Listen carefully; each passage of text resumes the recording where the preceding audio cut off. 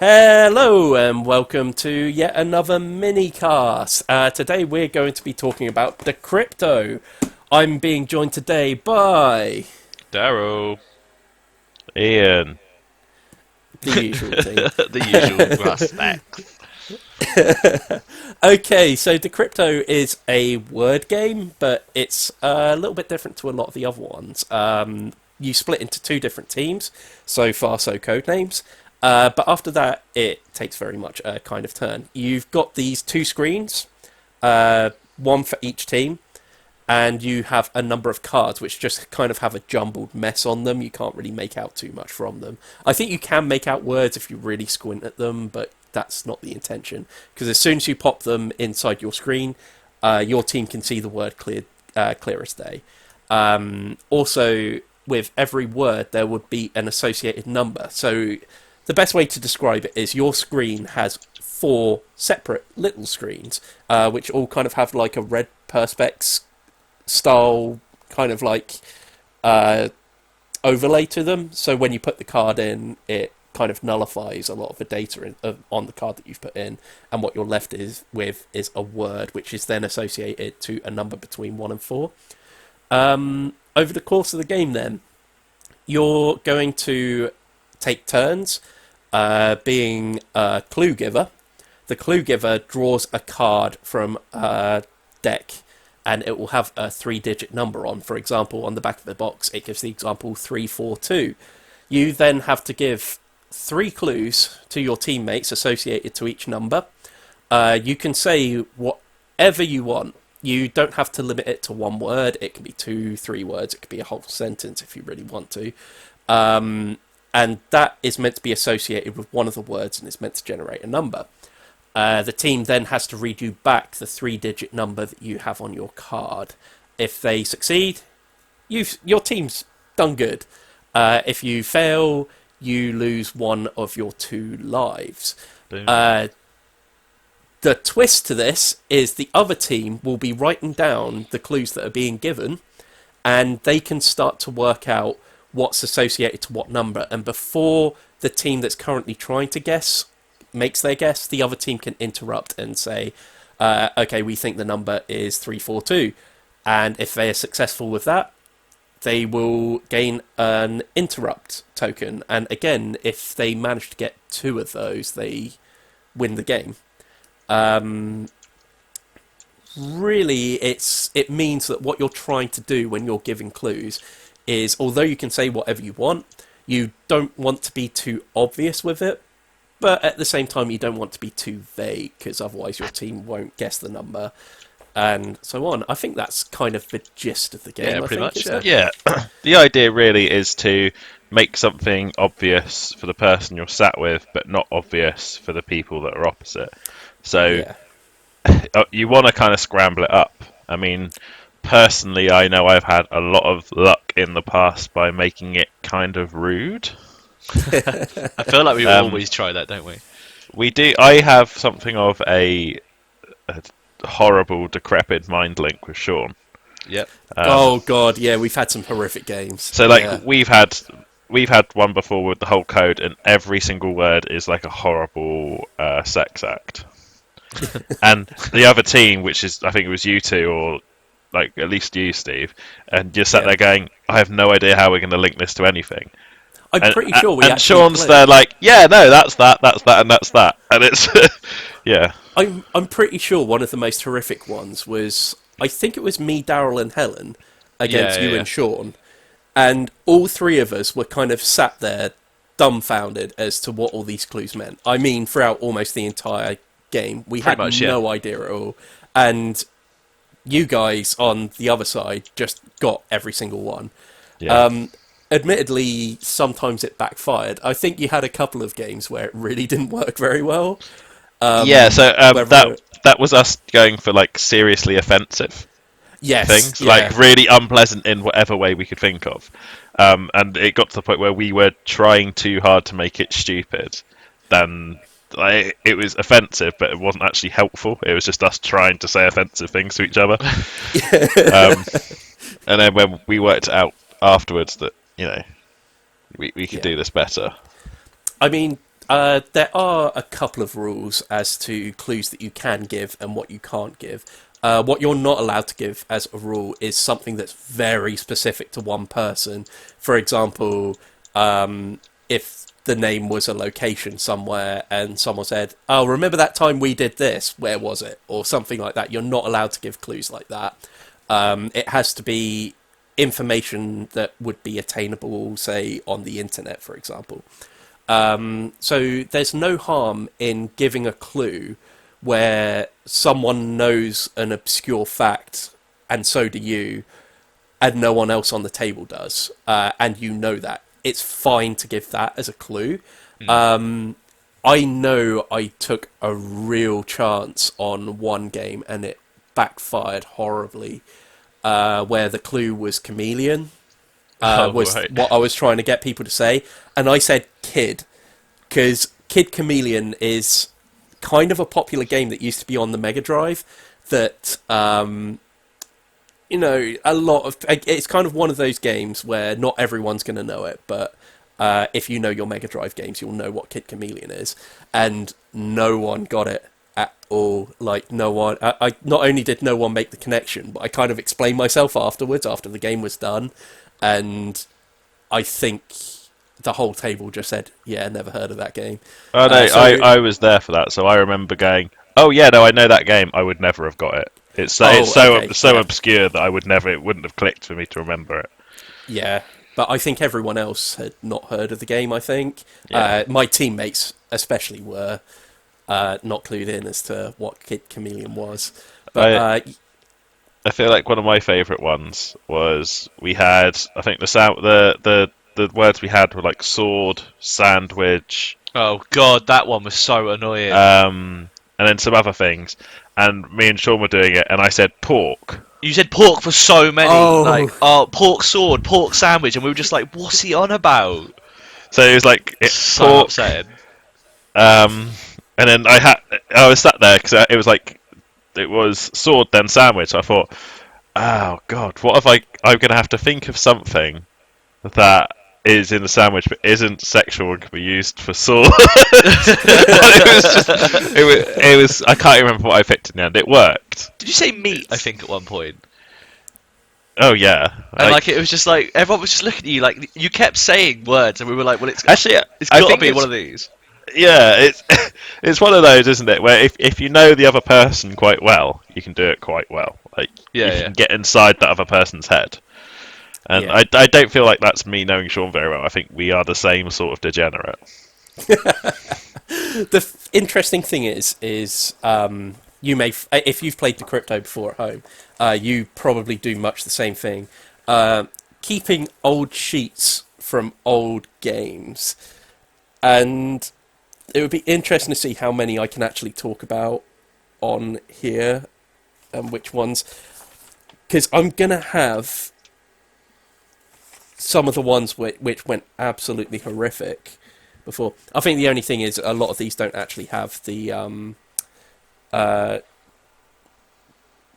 okay, I've got one here where you get a section on the sheet to be able to kind of write at the bottom what the other team has been saying for each of their clues. Yeah, yeah. So one of them says English pig, telling most disgusting joke, dining, Fine dining. and fine dining, Fine yes, dining, I remember that one. and Disney cats, and I love the that. word underneath that the team thought it was here is table, and Yeah. looking at this right now, I can't wrap my head around how all those clues lead to table. Right, what we've got? You got English pig. English pig. English pig. That's pig. Is that not the Monty Python thing? That's what I thought it was. Yeah. Yeah, telling most disgusting. Oh, I think that's all one thing. Sorry, telling most disgusting joke, fine Oh, okay. dining, and then Disney cats. And the word that's been written underneath is table. I don't know. Um, I don't know the cats one, but the fine dining would be at a table, telling the most inappropriate joke. You're not meant to tell stuff like that at the table. And the English pig thing. The only thing I can think of is the other sketch they did with the one wafer fin min. Like maybe that was the only thing that you could. no, I think I know what this was. This was aristocrats. Ah, okay. This was aristocrats because English pig. I'm guessing it is what it is. So Telling good. most disgusting joke was I remember because I gave that clue because that's to do with the joke the aristocrats, which there's an entire film about how there's a joke that comedians tell one another.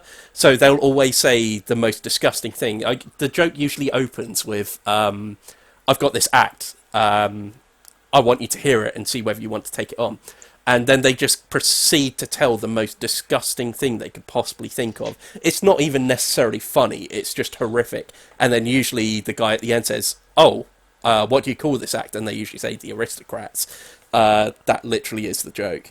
Fine dining then makes sense, and Disney cats, Aristocats. Yeah, that's definitely that. It's actually really interesting to go through these because they haven't actually got the answers written on them.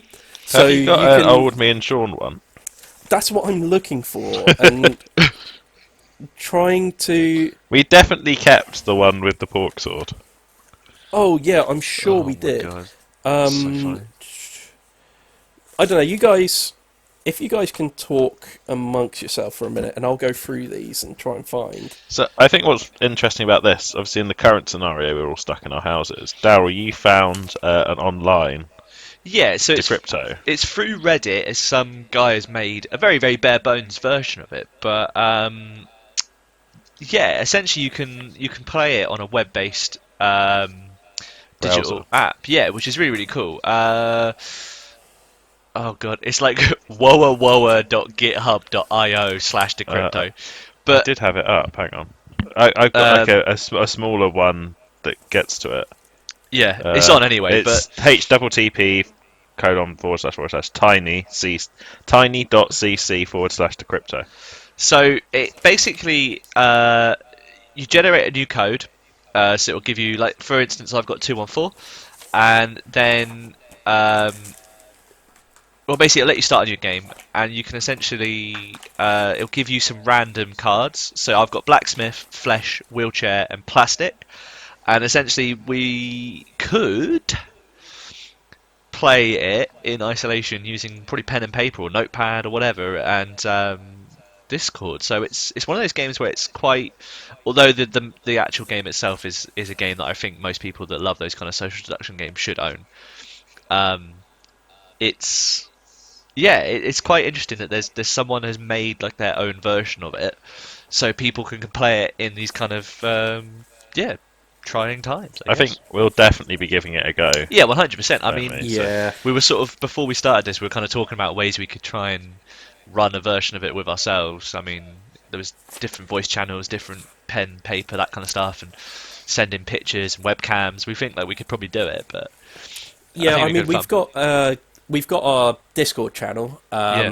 which we keep posting links to. Probably the best way to keep track of when we are going to set up a Discord session where we might be playing a game or something like that is to keep an eye on the Facebook more than anything else. It's the easiest way we've got of being able to kind of put up a notice as to when we're going to do it. We'll probably use Twitter as well to say we're about to go live with it.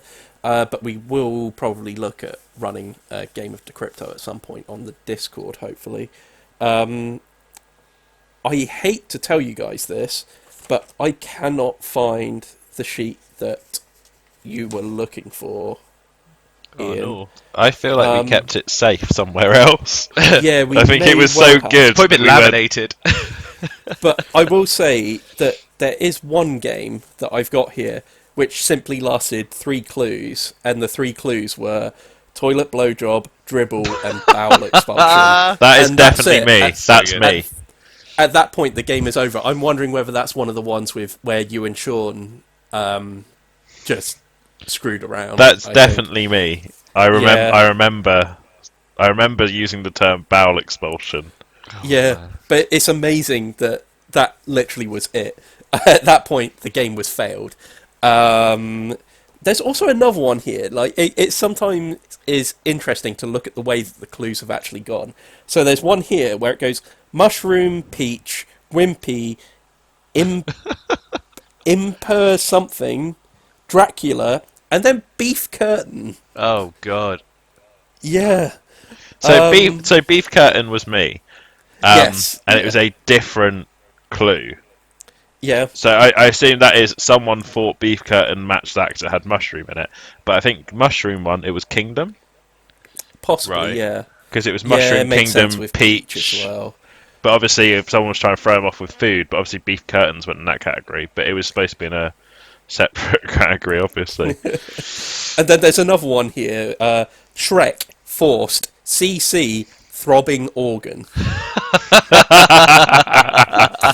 So there we go. Shrek and throbbing organ. So good. That's an insight as to how our games usually go with Yeah. Decrypto. I mean, that's pretty much. To be honest, So the worst bit is you can tell when I've had a turn. Yeah, yeah.